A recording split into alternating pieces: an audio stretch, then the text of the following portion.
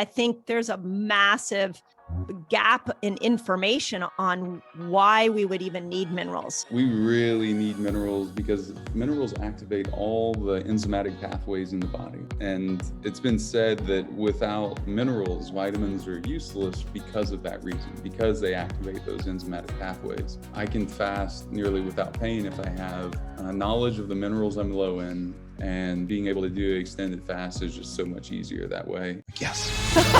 Dr. Mindy in the house. All right. I appreciate that. The carnivore diet. Because of what we eat. Honestly, you've really touched my heart. I just want to start with like that idea of why is everybody mineral deficient? Such a good question. Well, our world is more toxic than it's ever been. Some estimates say 1,000 times more toxic, the air we're breathing, than not that long ago, like prior to the Industrial Revolution. So our genes haven't caught up to that. And the soil is 30 to 40% more deficient just in the last 60 to 80 years. And we're not eating 30 to 40% more. And even if we were, that would just be more that the body would have to get rid of. So there's a lot there. So would it be fair to say that pretty much every human is mineral deficient? Yes, it would. You know, I don't like to quote the CDC much, but even their estimates, because they're so conservative, they say 96% of people have at least one deficiency that is holding them back in their health. So crazy. Yeah, and something like 90% have 8 or more. 8 or more. Yeah. So it's, I think that's fairly conservative as well. However, it's all about understanding the priority of these things and not trying to fix all of them at once, but it's understanding a sequence that the body cares about most and doing it in that sequence, and also respect to heavy metals and a lot of good stuff, and it influences everything in the body. Yeah. So just taking minerals, what I hear is not that you can't just pop a multi-mineral that you find at Walgreens. Like you have to that's not the answer, that there is a system to taking minerals. Is that what I'm hearing you say?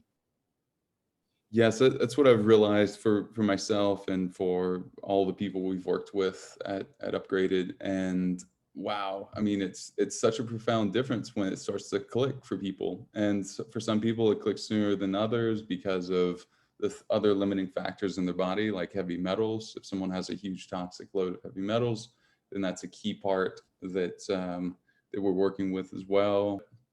I thought, all right, let me try to get at least 5 days in. I felt better and better, so I just kept going, and I got to day 7, and just intuitively, I felt like my body still wasn't done cleaning itself. So I kept going, either cleaning or healing, and is how it sort of came through for me. And so I just let it keep going, and that worked. I dropped quite a bit of body fat, and I was taking our minerals throughout the process and supporting the adrenals with those, thyroid, some others in general around blood sugar, and keeping that stabilized, taking our magnesium to keep the adrenaline and cortisol from spiking, and kind of like pushing you toward solving that through food, or all I love that. The temptation, right? So yeah, I healed a Achilles tendon injury with a 5-day water fast.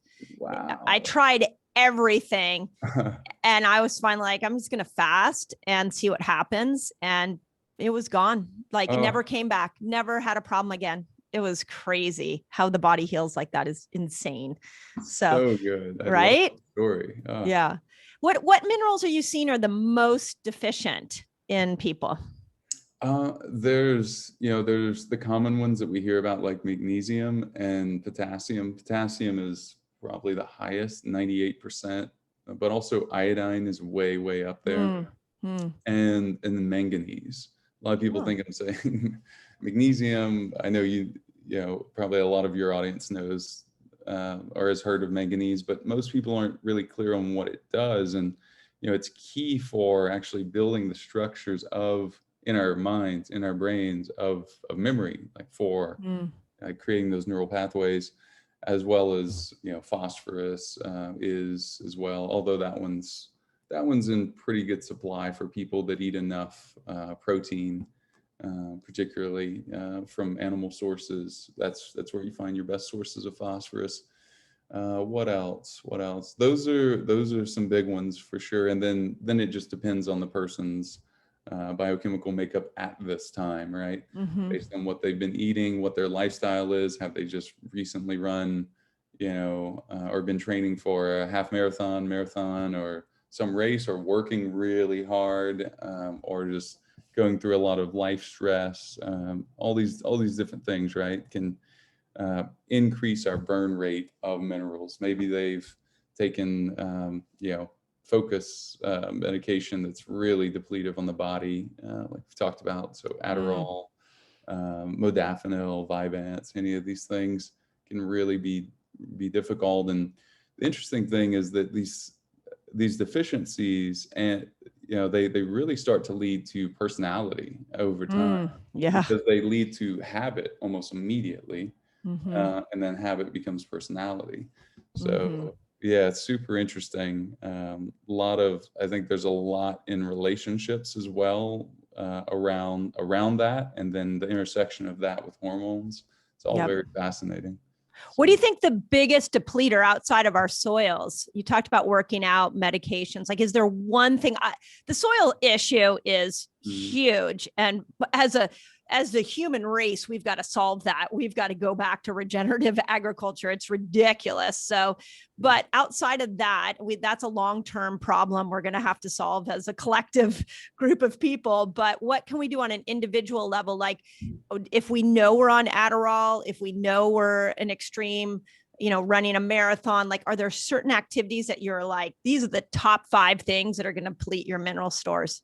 Sure. Yeah, it's definitely working out. What caused this, and what made me have to jump into this as a chemical engineer and nutritionist later on, was I had accumulated so many deficiencies from being a wrestler. I played other sports like football, and you sweat a lot in those sports too, track.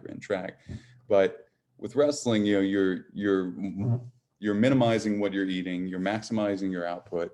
And of course, that's a recipe for hypothyroidism, just self-induced. That's a recipe for nutrient deficiencies, because there's no way you're going to recoup that, roughly 5,000 milligrams of potassium every day that we all need, and that is a huge struggle to get anyway. So I would say extreme exertion. This is why, which really leads to the reason why you'll see an athlete get sick, and you're like, wow, they're like 22. I don't understand like how they're like 22, they're ripped, they have no body fat, they're young, they're just all the thing, and yet they'll get sick. This is why. This is absolutely why. It's because we're just the same nutrient deficiency pattern as someone in their 80s that's unhealthy. I mean, there are healthy 80-year-olds that don't have nutrient deficiency like that. So that's one. And then quite literally the other, really, in my experience, is either drugs or medication.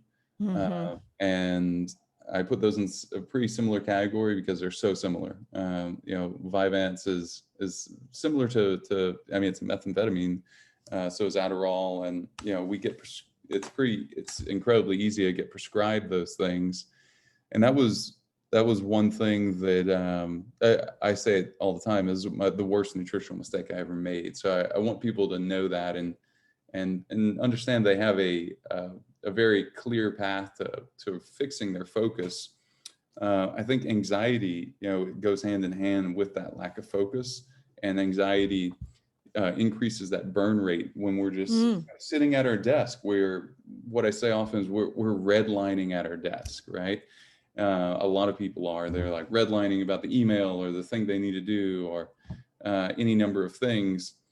So they have this background anxiety, which leads to a lack of focus. Then they feel like they're out of options. So instead of either working with minerals and testing, and then nootropics that are, herbs that are so much more conducive to long-term health than a medication that's going to push you really, really hard to, jack up your cortisol, or to, just work on so many different systems in the body in a really intense way.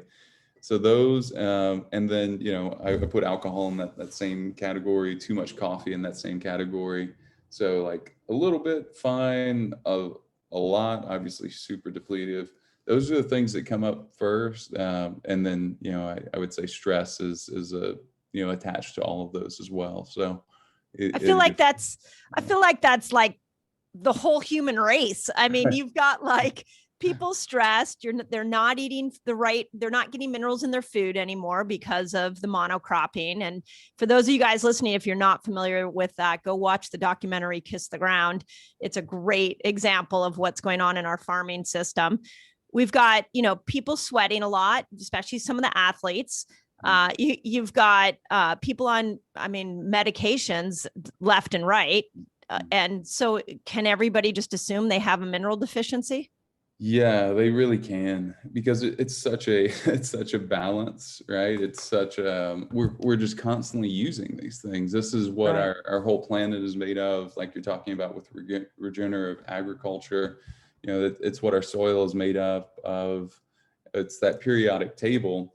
And it really surprises me that it's not more common, like what I'm teaching around hair testing, the depth of the things you can learn from it, like adrenal and thyroid function and metabolism and hormones and all sorts of stuff. And that we somehow, I don't know, we somehow think that, or we don't think about it, but we somehow think, for lack of a better phrase, that we can get by without testing this periodic table that we're made of. Right. Yes. Yeah. It's the fundamental principles. Like all last year, I walked around thinking, God, if we just got everybody amped up on vitamin D, everybody's immune system would be stronger. We'd be out of this situation. And what I'm hearing from you is I'm like, especially when we dive into anxiety and depression, like if we just had everybody understand their mineral balance, like those are big symptoms. And we haven't even talked yet about thyroid and adrenal, but those are big issues that are killing people's lifestyle. Yet something as simple as a mineral is not being talked about. Why do you think that is? Is that lack of education? I guess so. I think because minerals they don't give you the same effect that drinking a cup of coffee does. Yeah. So it doesn't keep us coming back to it, right? They're not chemically addictive. Well said. They're chemically needed, but if it had any of the properties of tobacco or alcohol or coffee, then we'd be all over it, I'm sure. You got to be addicted. It's got to have an addictive point to it. Yeah, there's got to be some sort of major hook. Yeah. Well said. And I think that's why, I don't think I've ever said that before, but that is true. And that is why I think people love our magnesium, is because they take it and they feel it. They really feel it. They sleep better. Oh, yeah. And that's why, all of our minerals have our key technology that I developed back in 2016 after realizing most minerals do not absorb. And I was losing my short-term memory. And having a bunch of issues with brain fog, and God, it was just, it was miserable. It was frightening. It was terrifying. It was easily the worst period of my life. And, losing someone that I cared about, watching her health go downhill, watching surgery after surgery, and knowing that there had to be some other way, because medications seemed to make her worse and worse. She had organs removed, like thymus gland removed, and just watching this. This is my mother, and she had gone from very vivacious, one of the most intelligent people I'd ever known, could like sit with anyone in the world and have a in-depth conversation, to just a lackluster life. And I just remember feeling heartbroken, not only for me but for her, and for all the people that she impacted, and thinking, this is so clearly not working. And she had great access to all the best of quote unquote modern healthcare, with its drugs and pharmaceuticals. And I remember thinking, And I was born to older parents. I knew a lot of this would probably come up at some point earlier in my life, and for most people. And so I think from an early age, I was always thinking about longevity. I was thinking about anti-aging. I was thinking about, for my own self, just knowing I wanted to really contribute to the world in a very powerful, clear way. Didn't know what that looked like yet, but I knew, I just felt like I was going to have mission after mission in life. Yeah, And that's awesome. that's why we donate to charity water. A portion of all proceeds go to them. I mean, we need to get, we need to fix the soil like you talked about. We need to get everyone clean water, like drill some pretty sustainable water wells, teach people in the community how to do it. I mean, it's very cost effective. Anyway, I could go on. Yeah, amen.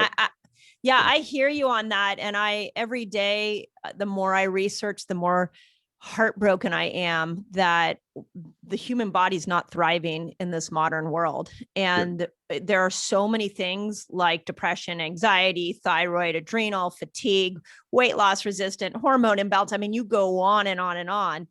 And people are not aware that what we're living in, the food we're eating, the water we're drinking, the stress we're under, we could name a bazillion things, is depleting us of just naturally feeling good. And then we have a healthcare system where we go and we try to medicate those symptoms, which causes more depletion. Mm-hmm. And it just breaks my heart. We have to change this paradigm. The paradigm is not working. Mm-hmm. So I'm 100% with you on that. And I love that you guys like give back to charity and that you're on a mission. That is incredible. Yeah, I love the idea of being able to colonize other planets. We should probably work. You should talk to my husband. My husband and son are ready to go to Mars. Yeah, I get it. Like, it's a big dream. It's beautiful. It's just like when we went to the moon, it's inspiring. And if I feel like we should certainly solve the problems here first. Yeah, maybe perhaps. I mean, we can work it on both, I suppose, at the same time. Yeah. Wow. I mean, yeah.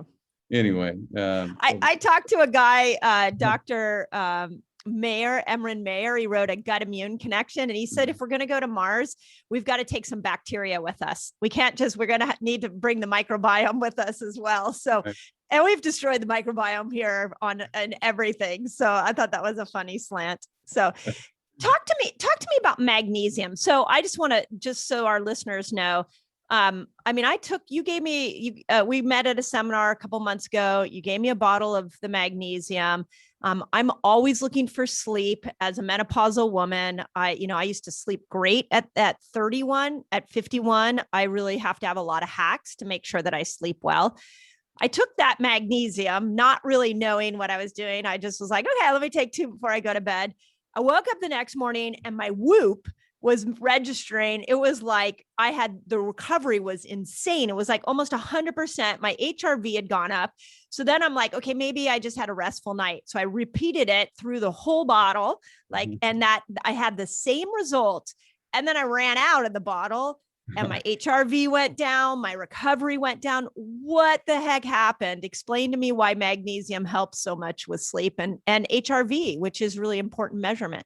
Yeah, so such good questions. It helps with sleep because it's converting into melatonin. It's one of the key constituents of melatonin, right? So that helps us rest and really get in there and get that deep restorative sleep. So yeah, I'll track mine on my Oura Ring, and I love it when people say what you just said, and they send me screenshots of their tracking device, just friends and other friends and whatnot. So and it's just, so many people were like, oh, if I could just fix sleep, I'd be so set. And that's why the HRV improves, is just because we're really rested. So yeah, so the heart's able to deeply relax and really slow down and get that off rhythm beat that it's supposed to have. And yeah, I mean, we start to turn down inflammation. We start to really flip mini switches in our genes that are really positive, from an epigenetic standpoint. And it just leads to this positive thing where we wake up and now we're more focused, more clear. And then what happens? Well, then maybe we meditate and we wouldn't have otherwise, or we go for a walk and we wouldn't have otherwise. And either one of those things or both of those things lead to more focus, more achievement, more peace of mind, more. So it really begins and ends with sleep, I think, for me. So that's the first product that I worked on and put out that has our proprietary absorption method, and that's why it works so well. And we bind it with chloride, so it's not normal magnesium chloride by any means. And yeah, I could talk about forms and why.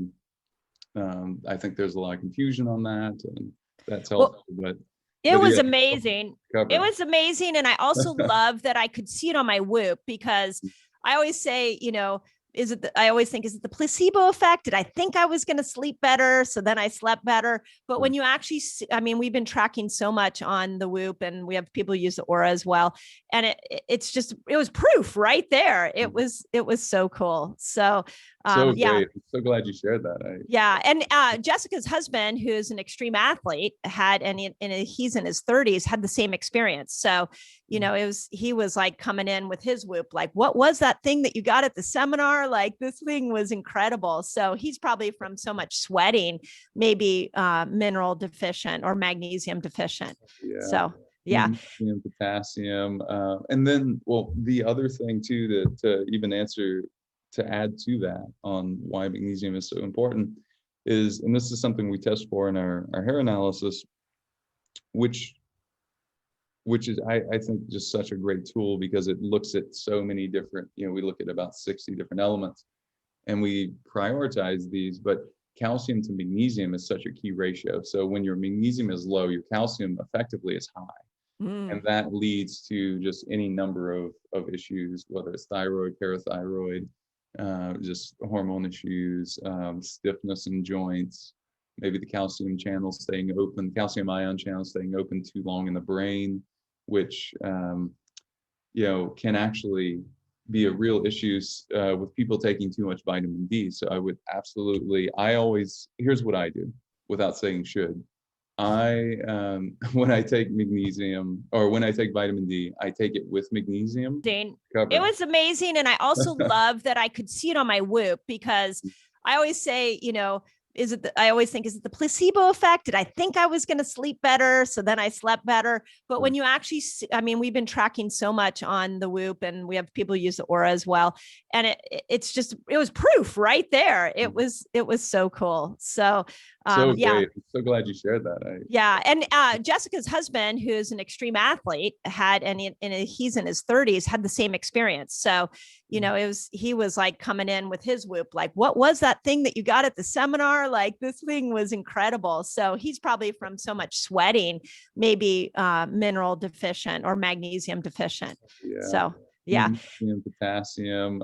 And then, well, the other thing too, to even answer, to add to that on why magnesium is so important is, and this calcium to magnesium is such a key ratio. So when your magnesium is low, your calcium effectively is high.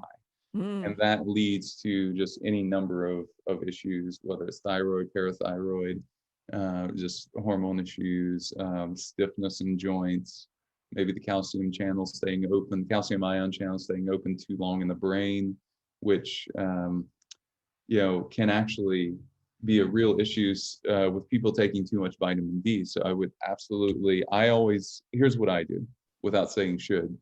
When I take magnesium, or when I take vitamin D, I take it with magnesium, because vitamin D causes calcium absorption.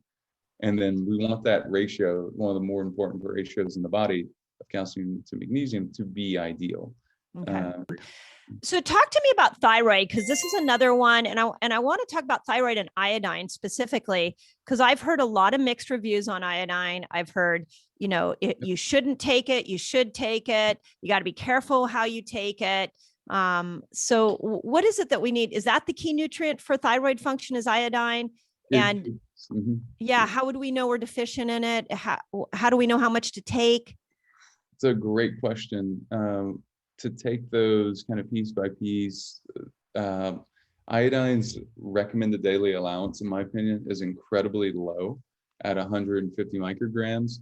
I say that in part because after looking at the diet in Japan quite a bit, I found that, like, for every mineral, and also the macros that they're eating, So they're way, if we could swap health with any other developed country, we would want to do that, both health, longevity, for sure. I mean, they're Japan? so far, yeah, they're so far ahead of us, right? That's interesting. Yeah, so longevity, health, all these different things. And, you know, some of that's mindset and culture and things, but a lot of it is diet. A lot of it is diet. And they're consuming about 100 times more iodine per day than we are. Interesting.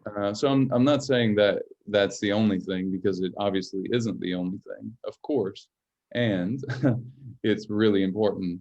And there's just no way you can run your thyroid off of 150 micrograms a day.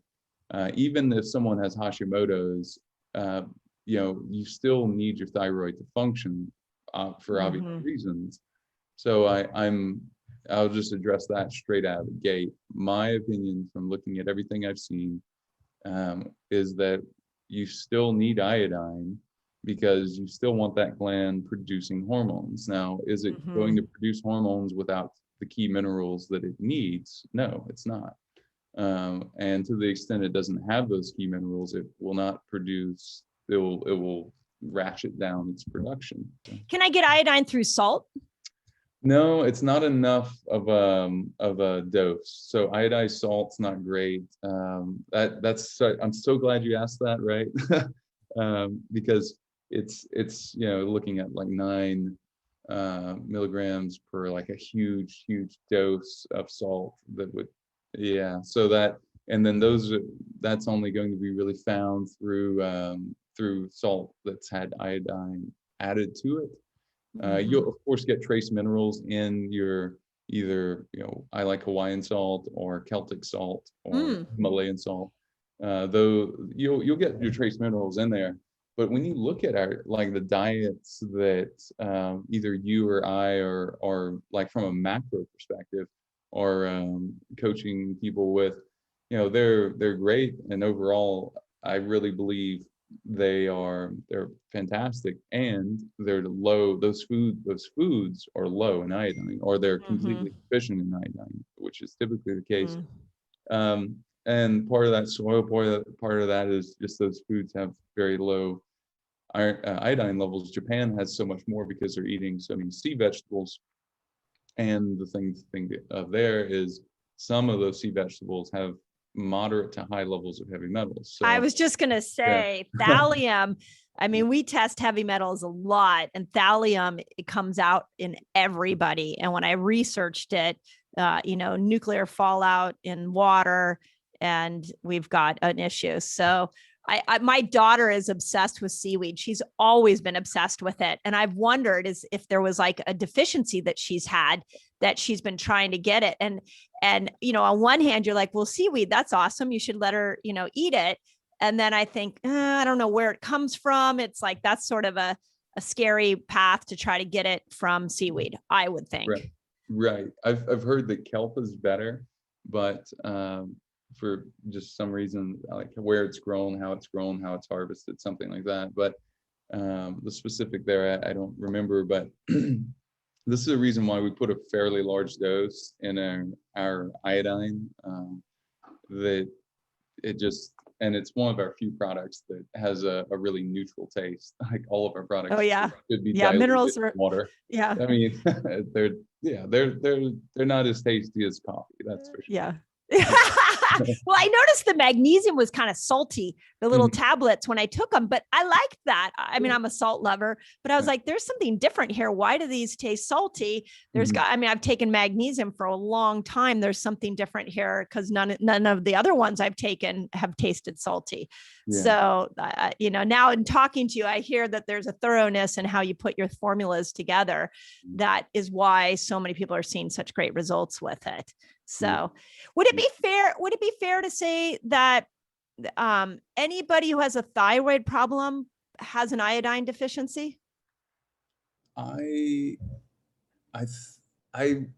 would say so. Yes, I would say, unless they have an overactive thyroid, of course, where they're, you know, producing too many hormones.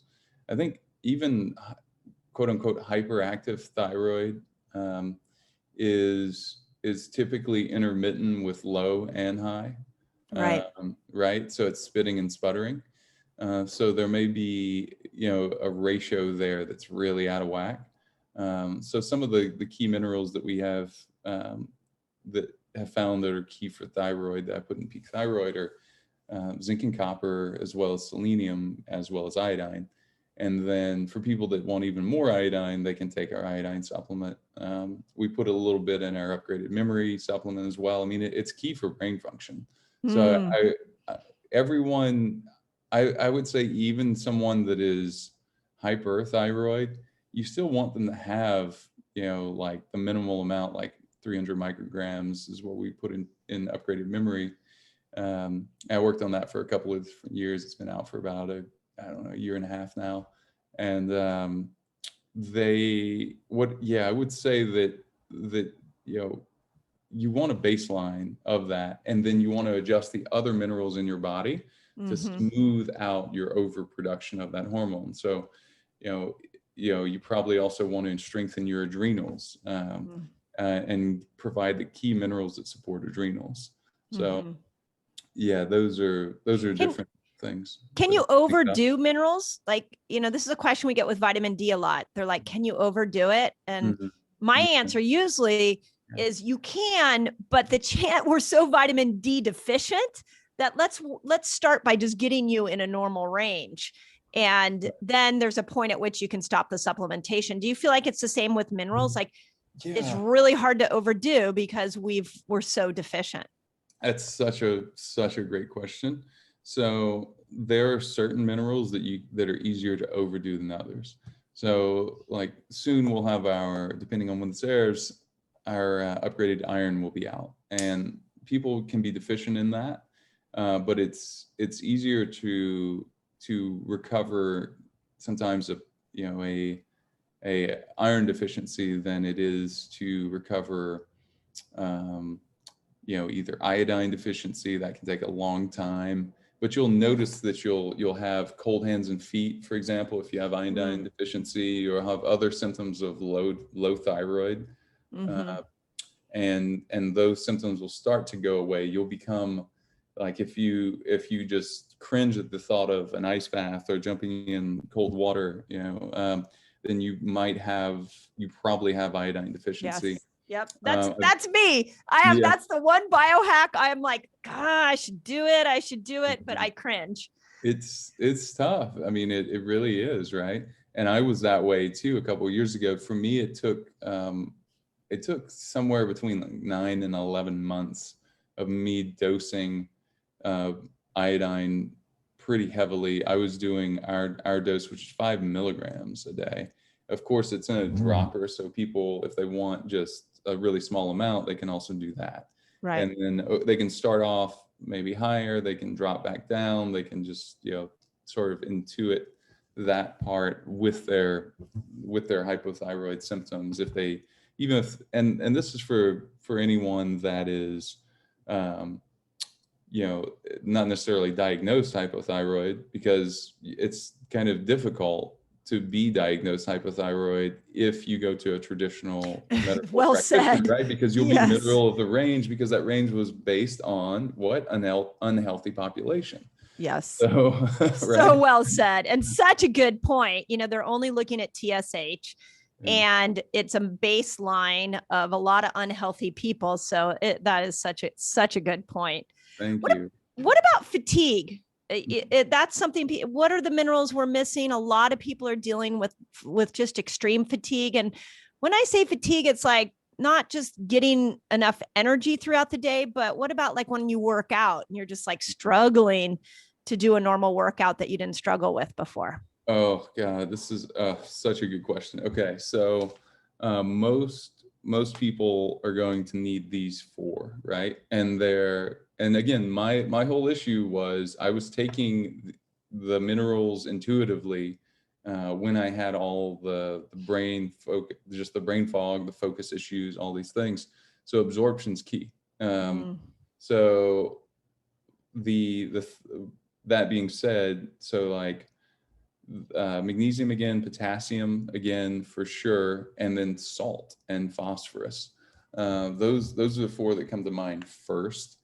And then it just depends on someone's levels. Like maybe their zinc as well. So their testosterone, their progesterone, either Right. male or female, is regulated in the body by zinc. It's supported. It's it's Interesting. key. There's a key connection there, right? And like so few people know this. It's so key. It's so key. So yeah, I love, you and I could teach a master class on this sometime, because people need to know this. Yeah. And I can go on and on about all of these things in depth, but zinc is key for that part, the balance between that and copper. We could talk about that later if you want, as it relates to hormones. But, potassium for muscle contraction and adrenal support, magnesium for the muscles that need to relax, the nervous system that needs to relax, so you can recover, after that workout, even between sets, drop in the parasympathetic. Phosphorus is something I think about a lot.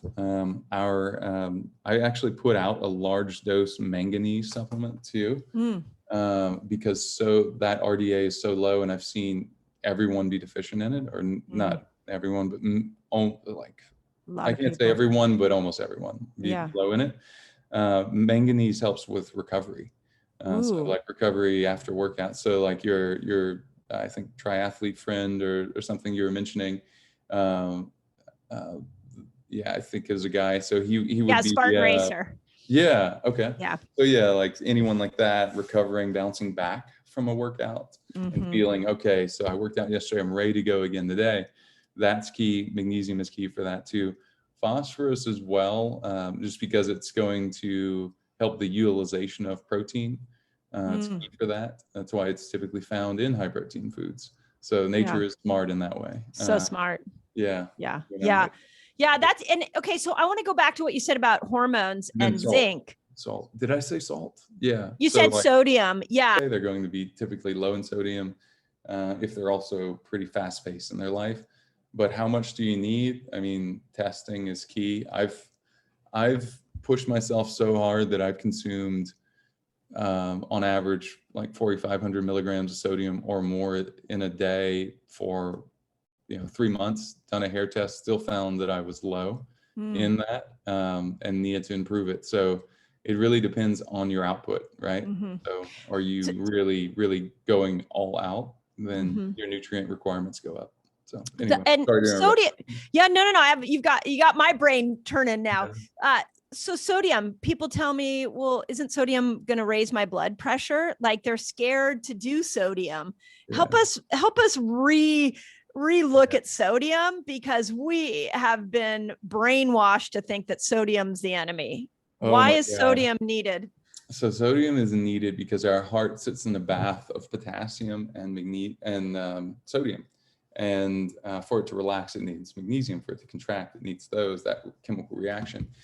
And the hypertension studies were done a long time ago, and there's some evidence to show that it was funded because companies that were in the sugar industry realized that when you ate less salt, you crave sugar more, which is horrible and disgusting and true. That's interesting. So if you eat less salt, you crave more sugar. Yeah. So I love salt and I don't crave sugar. And I'm curious if that's why. Yep, definitely. If you suddenly went even a couple days without salt at all in your diet, or a week even, you would start to think about either, you eat a really healthy diet. So maybe it would be fruits, like, oh, I really want those blueberries. I really want those, whatever it is. But yes, there's a big connection. And then, we've also seen that throughout time, people, the best, or people like throughout geography, time, cultures, so temperature changes, different climates is really what I'm trying to say. They fared best on somewhere around 4,000 milligrams of sodium a day. But they also weren't living in a super high-paced world.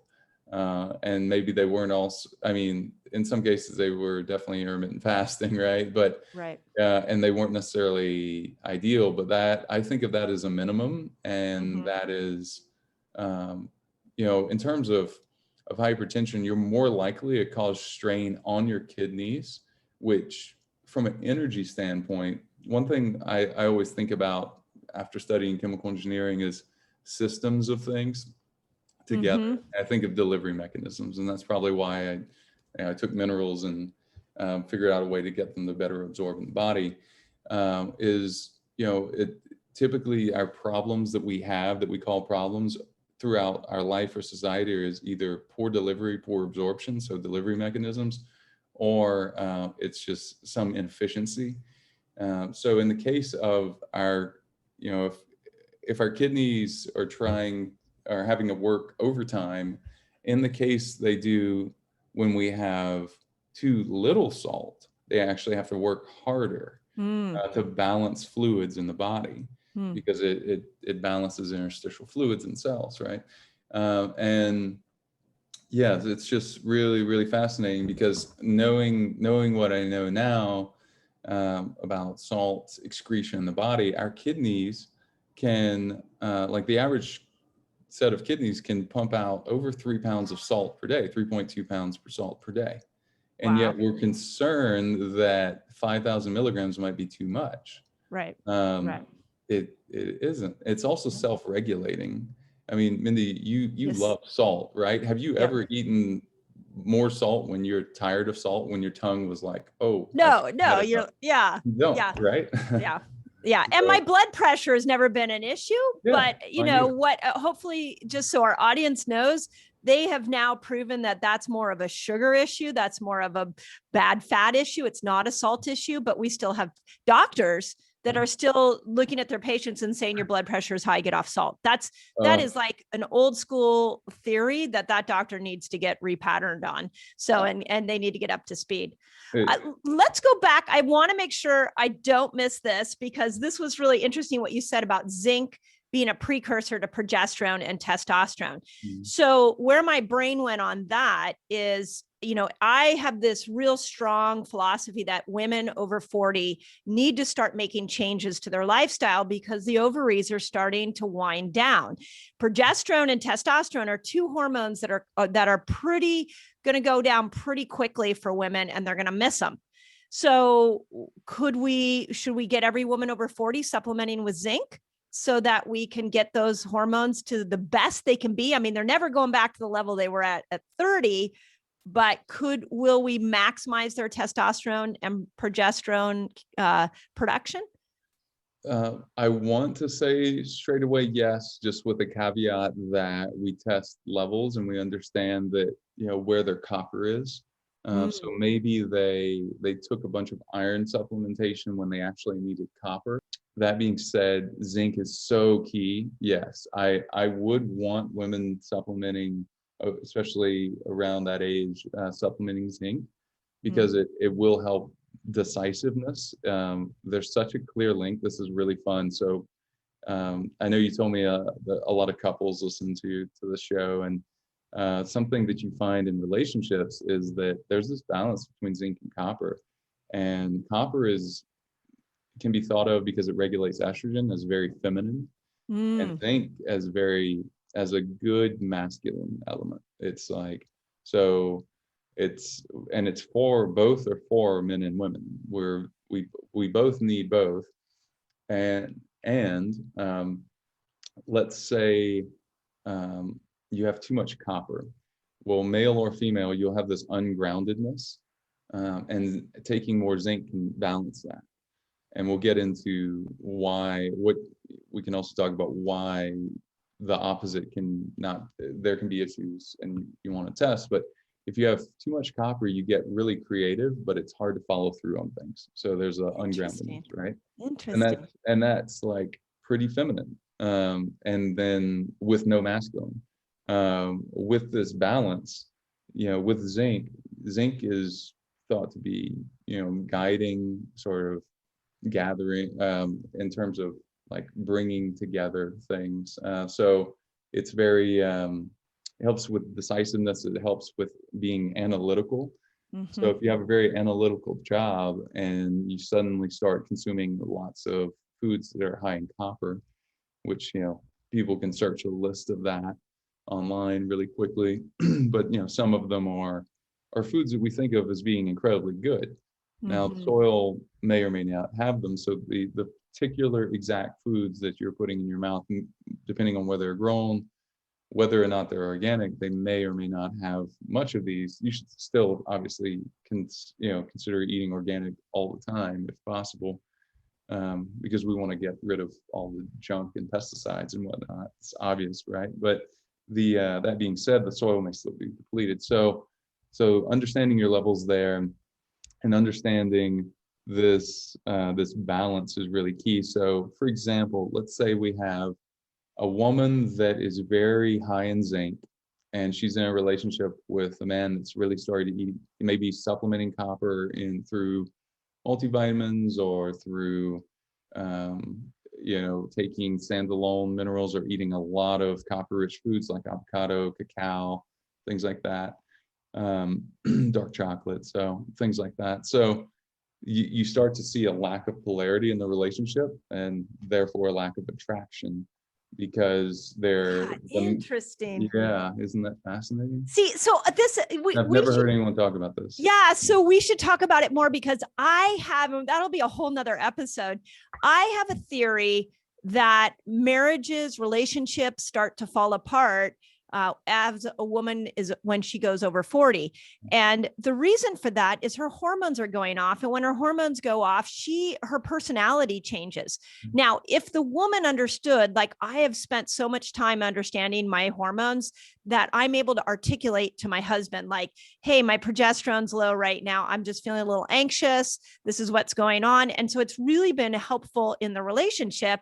And if the man understood as well what was going on, then he could end up being, or, any partner could end up saying like, oh, I get you're behaving like this because there's a deficiency.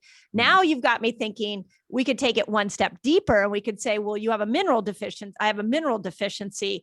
Instead, I mean, think about how many relationships fall apart because of a lack of congruency. And what if it's a hormonal and mineral deficiency that's creating that lack of congruency? Exactly. I mean, we're elemental. I'll just emphasize that one more time for people, like, to really let that sink in. We are elemental. So is it important to test the elements in our makeup? I believe so. Yes. Yeah. And we should do a whole thing on minerals around cycle and compatibility. So we'll bring you back for that, and we can geek out on that. Totally. Let me finish up with a couple of things. One, how do people find you? How do they find the minerals? And you have a discount code for my audience, which I appreciate. Yeah. So. Yeah, they can. You guys can use code PELZ, PELZ, right, at checkout for 15% off anything in your first order. Thank you. And just for being a listener of the show and listening this long, listening to us go on. Yeah, you made it this long. Now you get a discount. So thank you. 15% off is very generous. So appreciate that. For sure. Yeah. And the website is upgradedformulas.com. So upgraded with an ED and formulas, FORMULAS with an S on the end. You can find us on YouTube, I think /upgraded formulas. Just search that and it'll come up. And we put out some good videos there. We'll include all the links in the notes so people have it. I have five rapid fire questions for you, okay? So that people get to know you a little bit better. What book or books have you read that have changed your life, that you just were like, this was a game changer. My life was never the same again? Oh my God. The Tao Te Ching, it's spelled T-A-O, and then Te Ching. That was a great one. I remember reading that like on a train outside of, like, from Prague to Munich, and just having so many epiphanies. The One Thing was kind of like a business book, also a mindset book. Straight Line Leadership was a mindset book, business book, just that was just filled with like truth and like kind of hard truth, really. Love it.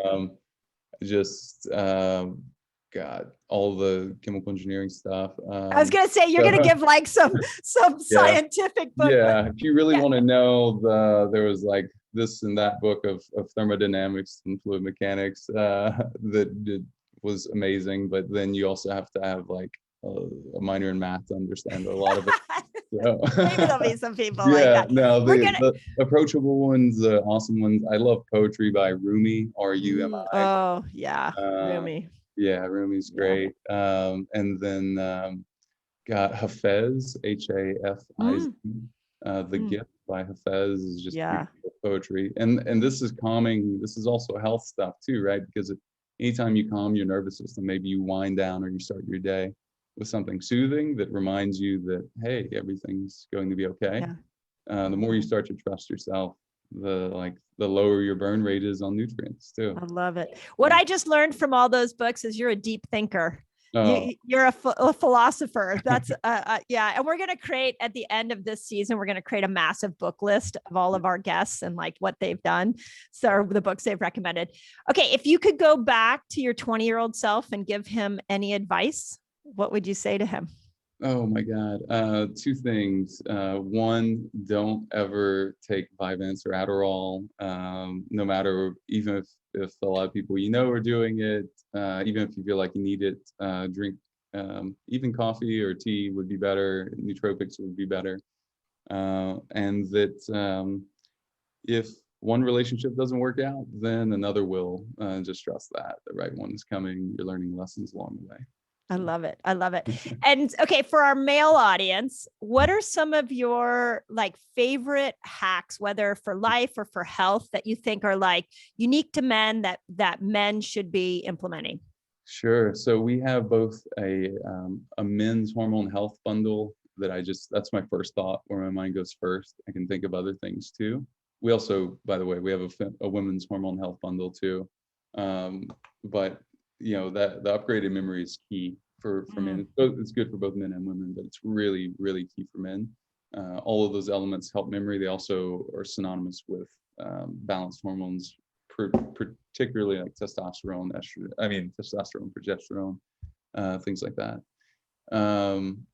Other things from men. God, there's a great book that I read that was incredible. It's the Masculine in Relationship is the best book on relationships from a male standpoint, like healthy masculine, that's still an anchor, a lighthouse in the world. Love it. Yeah, that book is incredible. I feel like anyone could read it and really appreciate the point of view. It's just written.